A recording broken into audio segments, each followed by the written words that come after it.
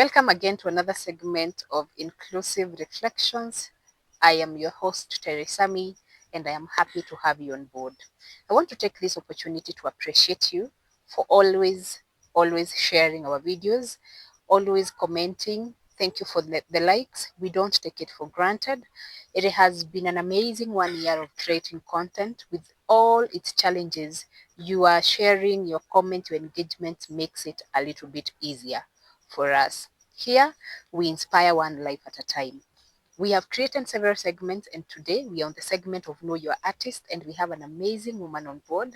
She's a worshiper. I have seen her work. She works with one of my producers that we work together with on this show, and I want to get to her story. Let us learn to get, as you know, we bring them on board so that we can understand their journey, the challenges, so that they can inspire one person out there, one person that feels, I have this calling, but I don't know how to go about it. I don't know where to start. And again, they go out of their way to share their number so that they can minister, so that they can inspire, even if it's one person.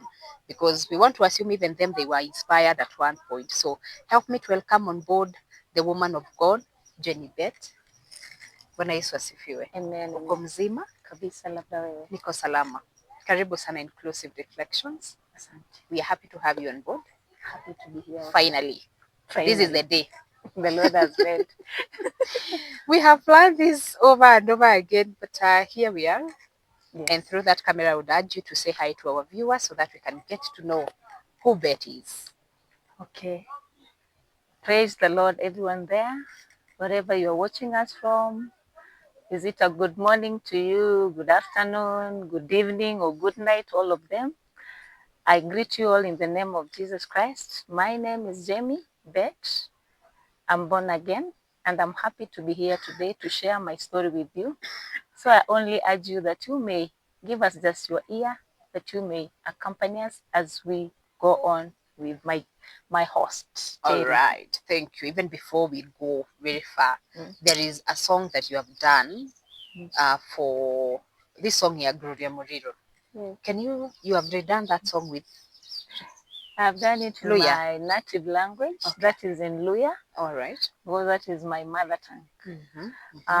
The reason why I did that song, I just wanted the same message because it's a message that to reach those people that can't hear Swahili from my village and any other person who can relate well with the message through the language. Okay. So I did Narudisha in Luya to take the message of Gloria that it is Swahili to that woman in my village who cannot understand the song, now that they can hear the message well. That is the reason why I did that song in my mother tongue. Please, Your Highness, chorus. Okay. Miaka chanje chalibone tisiche nakalusia miaka chanje chalibone tisiche nakalusia mulira lya Yesu embola byosi byalibone tisiche nakalusia byosi nakalusia mulira lya Yesu. Nakalusia means narudisha. Hiyo ndio jina yenye nimeshika kabisa. Nakalusia. I used to love that song. You should be loving and it. The other one, that song, the other, let me not even discuss it. Yes. Nahitaji ndio yako Yesu tu. The song. You have done an amazing job. So we want to understand, where did your journey start? Jenny amezaliwa wapi? Amelelewa wapi? Alianza kuimba akiwa 3 years ama ni 30 years? Let us get to know who Jemmie Bett is, please. Okay, Jemmie is just another village girl from a small village there in Kakamega, who was born not even in church. Okay. For me, I will say, I never even attended Sunday school because to where I was born, you know, the community or the environment, someone goes to church to get used to church. For me, I was born with very good parents. They were not bad parents, but they were just good. But the aspect of church was not that so much into us. Okay.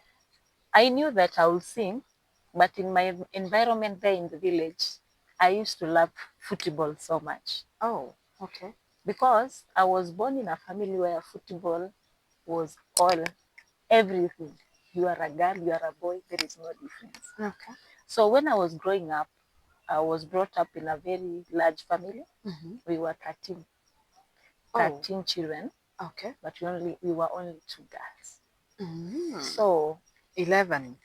11 boys, you can imagine. Wow.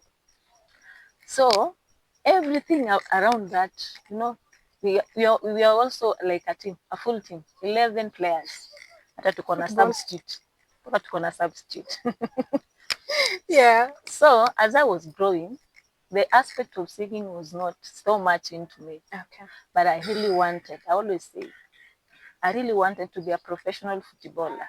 That is what I wanted. Because in my village, in my home, there was a very huge field in front of our house. So when we wake up, when we are not going to school, we play with boys. There is no you are a girl, you are a boy. Yeah. Tunacheza tu ball. So as I was growing, my mind was, one day, I want to be a professional. Niende huko ng'ambo nicheze ball. So the issue of being on the altar, I don't know where it came from, but that one is a story that we'll just hear it from here. Yeah. So, as I was saying that I was born in Kakamega, in a very small village called Eliosero. Yes, that is where I was born. I went to school within that place, but later on I went to Kitale. That is where I did my class 8. Yeah. Later on I joined another school in Bungoma to Form 2. From there I shifted to Uganda. That is where I did my O-level and A-level. From there I came back home. I did some short courses, but later on I joined Kim. Okay. So professionally I've done procurement, logistics, business management. That is what I've done in college. Okay. And beside everything, the issue of Jesus finding me, he just found me in that mix of me, in that mess of me. At what age? At when I was already married, around 22. That is when now I knew now this. Unajua kuna ile una wanga church. Come to a church and visit. You come sit like 1 hour, you are not consistent. But I say one thing. Before I even reached my music minister, when I was in high school, I was involved in an accident. That is where now my journey of being a footballer now turned. I was, before even the accident, I had an attack on my leg. Even when I walk, you see my feet. I had an attack on my feet. That a mysterious disease attacked me. That it crippled my legs and my hands. So that if I was left outside and the rain comes, there is no one to take me inside. It will rain on me. Found there. Yes. So my parents tried to take me to hospital. Where? There was no solution. Okay. So that is when my maternal grandmother came and took me, because she was so much into church. And she told my parents, give me the child, I go with her. I was around in class 2. I went to stay with my grandmother. And imagine, I will not even scroll. So when I went with her, she used to take me every day. If there is a service, to church. Continued like that. Like for 2 years, I was out of school because I will not go to school. I cannot write. I cannot walk. So with time, I started improving. I was on and off in school, until I did my class 8. When I was done with the high school, I passed because we are the pioneers of 500. I got around, I think, 420. Okay. I was called in a national school in Bungoma. So when I was there, because we are very many at home, I saw my parents. My parents were calling because we are 2-2. We are in Form 2-2. We are in Form 3-2. We are in Form 1-2. Now the school fees was much. So I opted. My mother had a friend who had a son in Uganda. I opted to go there. Okay. When I went to Uganda is when now I was involved in an accident. Sorry. That made one of my legs, that it was saying that should be amputated. And this is now where I promised God something that I did not hold on to it, but yeah, I'll keep the word. Then he warned me. Yeah. When our bus fell, I was hurt, my right leg. That leg, it bleed sana to an extent it was recommended that should be cut. Now my parents fearing that the entire leg will affect the entire body, they signed the papers. But for me, what was in my mind, how will I play the football when they have cut my leg? You see, then they signed the papers. Yeah. But there were two white doctors who had come to Uganda. I'm in Uganda. Two white, they've come for exchange program or something. Then I saw another lady. I hold on to her. That's koti yake. I told her, you are a white. These people who have told me to go to theater, they are blacks. I'm requesting, you only do one test. If that test will still recommend that my leg should be cut, I will not refuse. But if you will not do that, I am not going. I don't want my leg to be cut. Just do for me one test. Then she asked me why. I told her, I want to remain with my leg. Even if I'll be lame, I want to remain with my leg. Let it just stay there because God knew why it would be there. Then she left and I told God, I don't want to be the way I used to be. I don't want even to play that football. But please don't allow my leg to be cut. I will not forget this, God. I will serve you. In my innocence, I was just saying that. So that lady came and requested. It was a debate because now it has been signed. I'm going to theater. You see now. But they accepted. They did another test. As the test came out that my leg will bleed too. It is not supposed to be cut. You see where my story starts. Yeah. I've been in hospital for a very long time. That leg was, so many things were done on it. I was back on the wheelchair. I've learned again to walk with the same leg. I've been on crutches, therapies. Until now, I've been in school, just in and off, but with the leg. Yeah. Now, when this happened, I forgot that I promised God something. But I knew that I can no longer play football because now my leg is now weak. Yeah. It is not stable for the football. I continued with my life. Now, after school, I came back home. My parents always consider me to be weak because at times that leg naleta shida. So when I was home, I think there was a delay for me to go to college. I requested my father to allow me come where he is in Naivasha so that I can be doing something as I wait for him to take me to school. Yeah. When I went there at around the age of 21, 22, now I got married. You were found. Sasa, when I got married, marriage, it tempts you. Now you're someone's wife and you are like. It puts you in a certain way of structure. Yes. So, as I was in a marriage, I woke up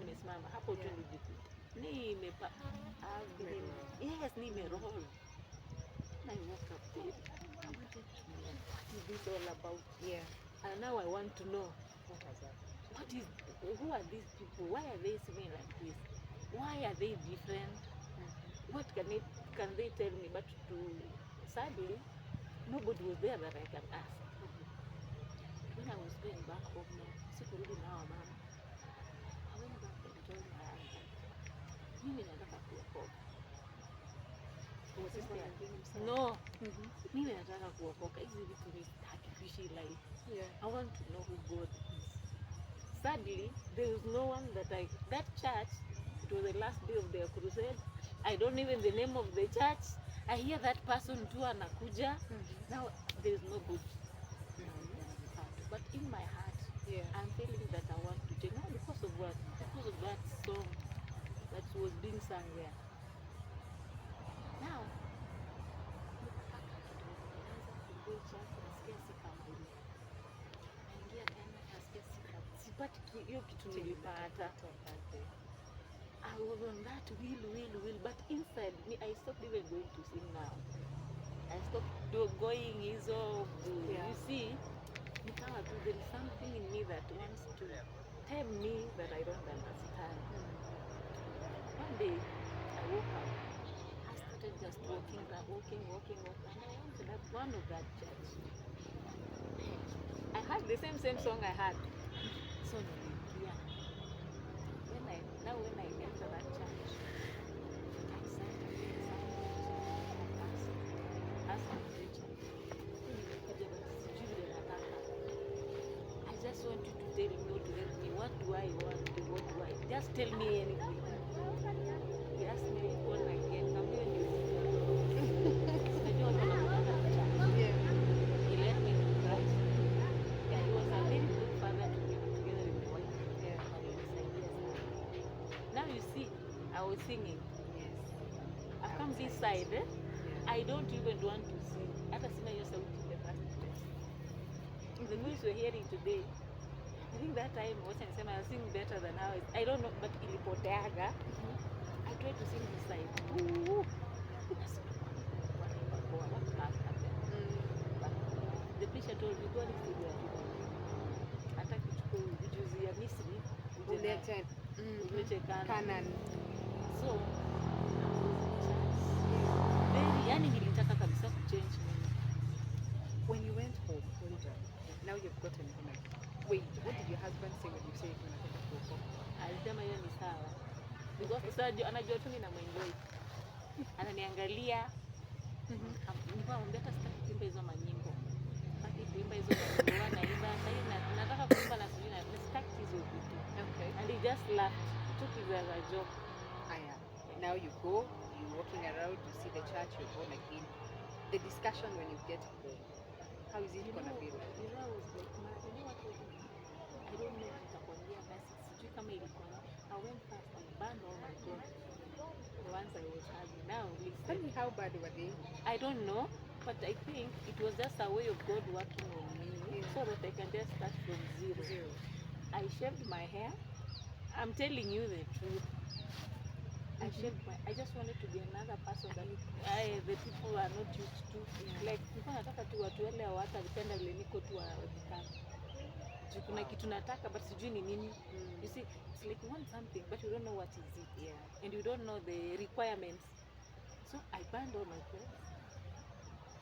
I shaved my hair because I didn't want to shoot my elephant with my color yellow, brown.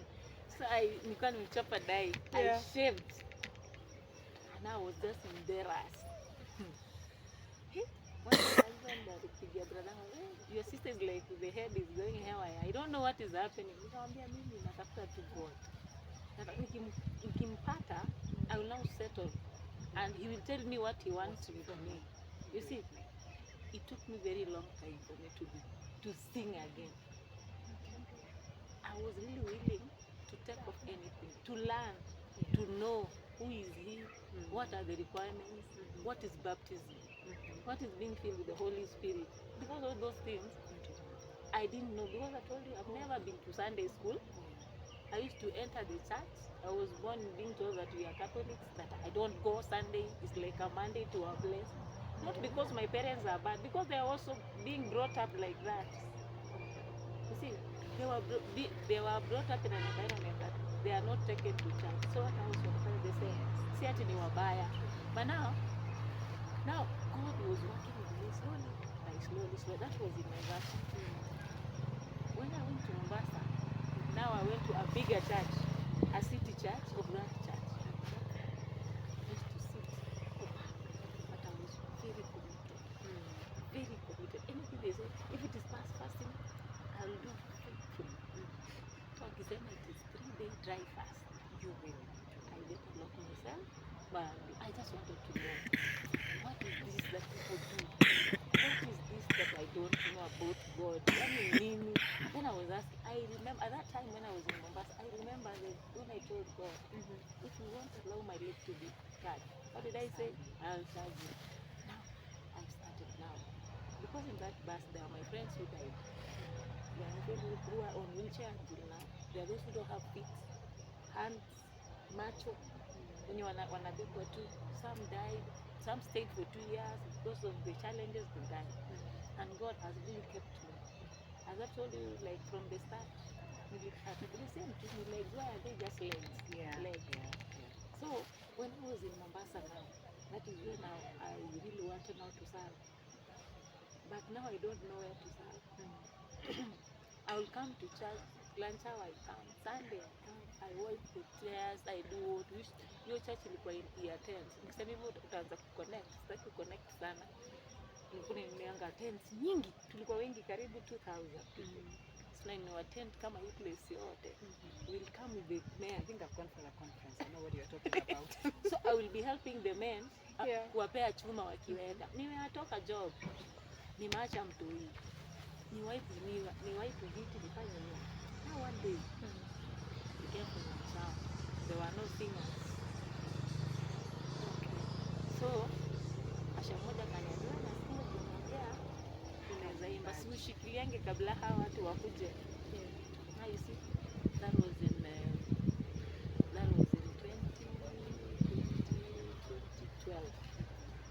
See, 2012. Something just but now time imefika, watu wako, the singers are not there. I started singing, and to my surprise, the voice was there. So I started like that. So pastor had me singing. And mbona wewe unakaa huko? Join team. That is now how I found myself happy. Praise and worship. No, this praise and worship, this church. Iko na sheria. Lazima ukae hapa miezi fulani, lazima ufanye. I followed all that. And that is why I say, whichever church I go to, nobody anaweza nikwaza nitoke church. I think that is one thing that I'm very strong at. Because in that church, if you go off, it's a big church. If you go off for 1 second, someone is standing there and you'll give out the mic in front of people. And you cannot leave the team. You go back and back. You cannot go and sit down. And you want to be allowed to exit the team. You cannot. Now, you are a lawyer, you are a doctor, you are a what?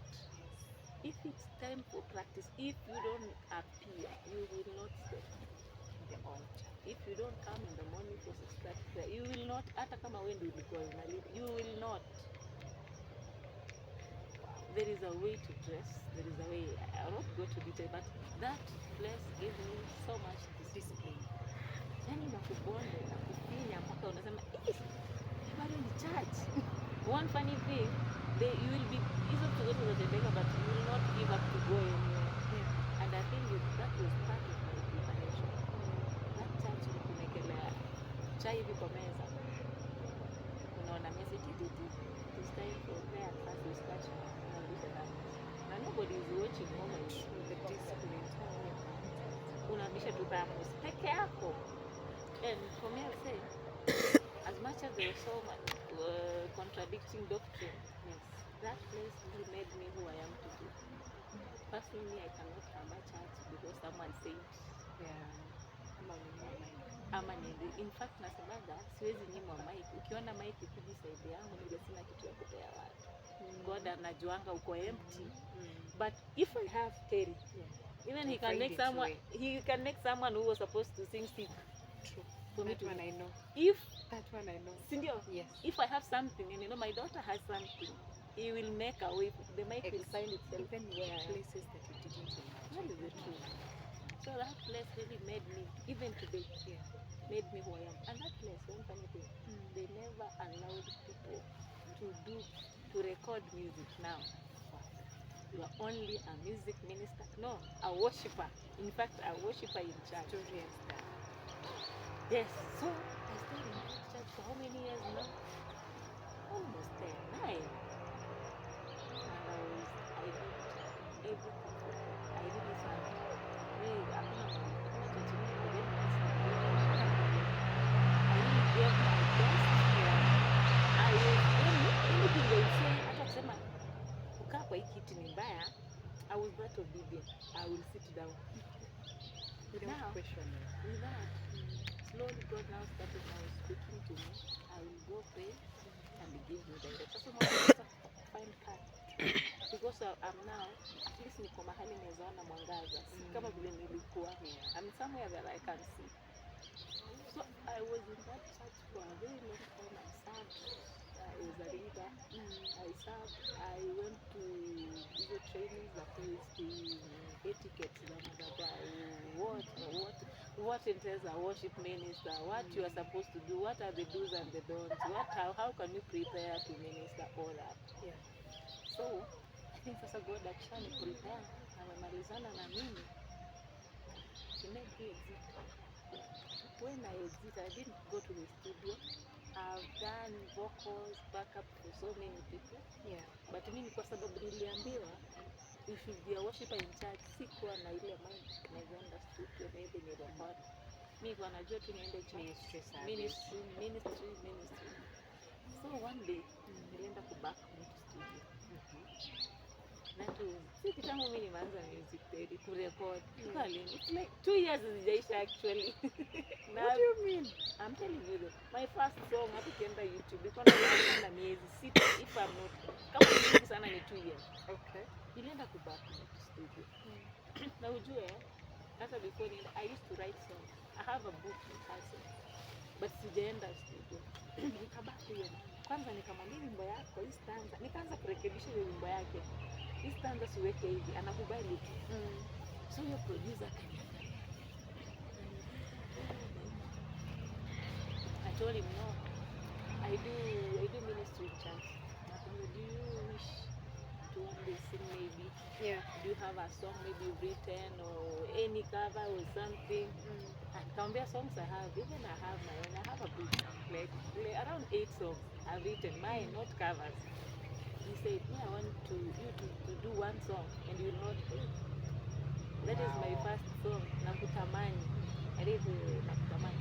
The same person who did for me audio, the same person who did for me the video. So I did for this woman. Was it a woman or a man? It was a woman. Nikafanyia all the voices. Yeah. Nikamrekebishia maneno. Nikafanyia paka introduction. Akaniambia, just stay. Tomorrow can you come? I said, I'll come. You have a song. I told him I have a song. I have the melody. I have everything. Because nafanyanga tizi church na record kwa simu. I came. Yes, kimchezo. I did that song. And that's from that song, he tells me, from that song, everybody who comes to that studio, Nionte samples a song of Anna. That is the first song that he gives out. So that is how I started doing music, maybe sasa hiyo record. Yeah. But I've been serving God from 2012. And beside that, ya kurecord, the church thing, I'm so much into church. Because I know I told you that nobody pushed me. But a worshiper, somewhere made me want to know God. Alinivuruga hata sikosa amani. Alinivuruga. Then I always tell God, can you just also make me do something to someone's life like that, so that they can just want to know you. Yes. Where you want them to be. So I've been in church, even now I'm still in church. I'm still in praise and worship. I'm a leader. Yeah. I mentor some others who desire to join the praise and worship, those who have been there, those who are doing the new ones. Yeah. I tell them not only the voices, but it is more than a song. Your life, how you contact yourself, how you do your things, how you carry out yourself. Life yako tu personal. Yeah. So that is how my journey has been. Wow. The discipline part of it. Yes. I don't know whether gospel artists we are known to be that patient. They want to write a song today. Or no, I can imba kidogo and do another tomorrow. And I think we are missing on the point where God wants to train us. Because the moment you stay with God, He will reveal His ways to you. I have realized the more you stay in the presence, the more you get a revelation of who God is in all the dimensions of life. You can be singing of a God who is a provider and has never provided for you. You just hear testimonies. So the moment you do a song based on where God came through for you, and Another one is singing from a place whereby they had Jemmie's testimony of God providing. Those are two very different ways of revelation. So your training is a hard one. 9 years. I can't believe I even started singing before you. I recorded my first song in 2021, January. Though I've not been consistent that much because of my career and now the music. But I have known one thing. My first song I wrote when I was in Form 2. So I recorded my first song after 15 years. Because now me and you now are different. Me, I've grown in the church. I've been a Sunday school teacher for over 15 years. I've been a youth leader for over 15 years. I don't know anything else. I know just church. And God has nurtured me all the way through. But I'll tell you, Jemmie, it is with music. I think for you, when I listened to your song, they are more. Now I understand where the intensity is coming from. It's God sitting you down until He says, now you can rise. And He's still working on it. I mean, not it. Yeah. Hapo mali nataka because tell you, if you look at how things are now, this music thing of gospel thing, and God now is just taking it. So now you have a voice. People are faking tongues. People are faking and faking and faking, even crying. People are just faking everything. You know, saa zingine nakaa chini nataka nisijihusishe kuwa mwimbaji. Wakati mwingine tunafanya vitu in a way that I'm not judging. No, it's the truth. You can just The say it as it things is that because even if you don't say it, it is the reality on the ground. So everything we are faking, we are not faking righteousness, and the one that we are singing to is a righteous God. So the only thing that is remaining constant is what we are not keen on doing. So you can say it. So me, at times I sit down. Okay, there are people who are doing a very genuine, Yes, they are. very genuine ministry, but the people who are seeing the gospel side. Yeah. That is a way you can chop a shortcut. You can use that one to come to rise to fame. And really, this thing of tongue, I don't know, cramming or faking, it's really eating me up. Sometimes you just go to church and really look at this person because God is gonna say, this thing is a gift. You can ask, you'll be gifted, you can be given. The way He gifts you is not the same way. So why will we be doing the same thing if it is a gift? Kama unapewa gift same tu kila siku. I think we have not known God enough deeper. There's someone in my life who told me something the other day, and as much as it was a personal issue, I'm this kind of a person that would speak about something, but I would relate it to so many things, or something will happen in my life and I would translate it spiritually on so many dimensions of my life. So someone one day told me, I wish you sit down to get to know me so that you can be able to love me more. That was in the office. We were just having a conversation. I'm like, what is he saying? What does he mean? Because to me, I think we are just, for you, you are just okay. But I think the same phrase I'll use with God.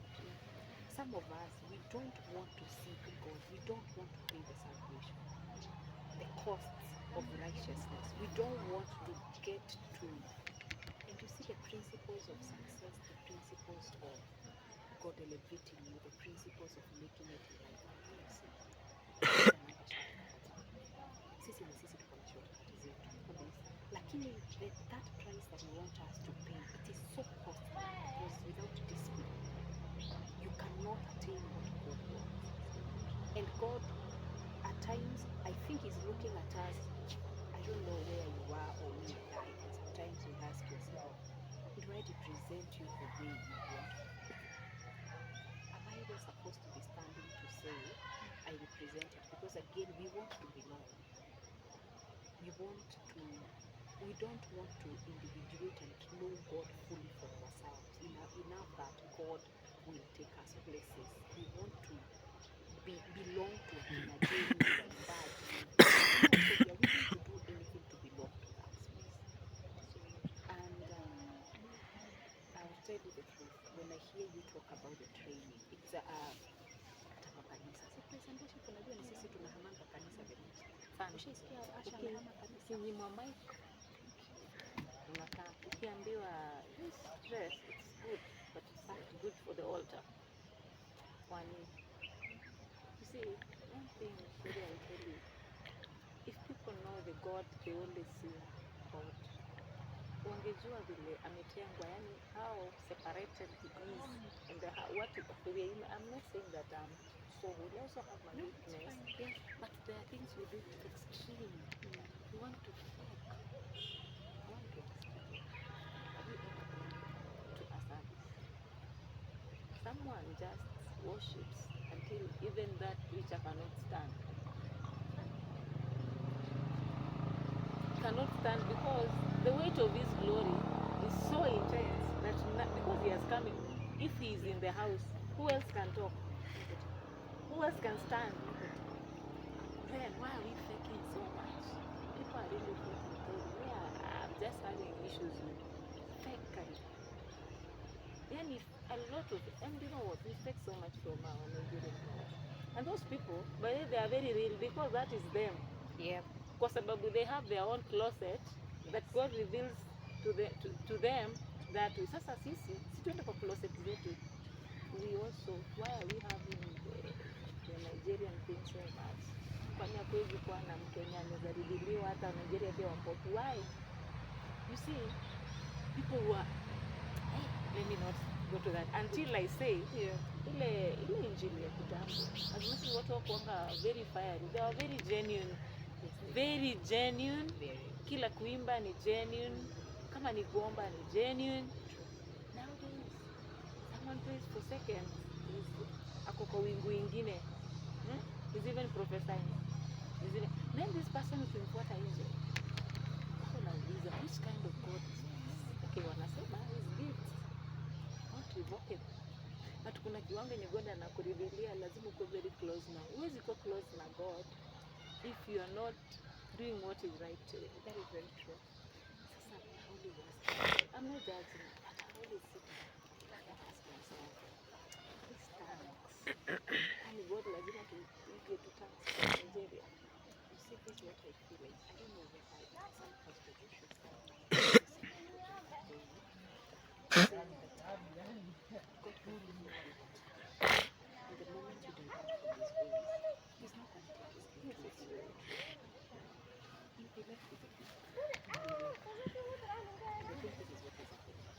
If some of us are not faking to have the gifts, others will have the gifts. We took God for granted. We want to have the gift, but we still want to have our freedom to do whatever we want. So God let it. So we are just students. Now we fake. Yeah. So tell me, I'll say one thing. Kama I always say, I desire God. If there is one person, I know that I'm not that mimi ndio. If there is one person who becomes I see one, two, three. Allow me to be just among those ones who are very genuine. Even if nitapanda altar, na nisifake time, I just do what is in my heart. Genuinely. God, let me be found. But let me not come. I go. I had one of my friends came and confessed. Jemmie, nilitoa maombi bwana. Niko see is a student. People talk so much in class. Sama sijui kuongea kwa class. So I decided to put a certain guy. The whole night I've been cramming.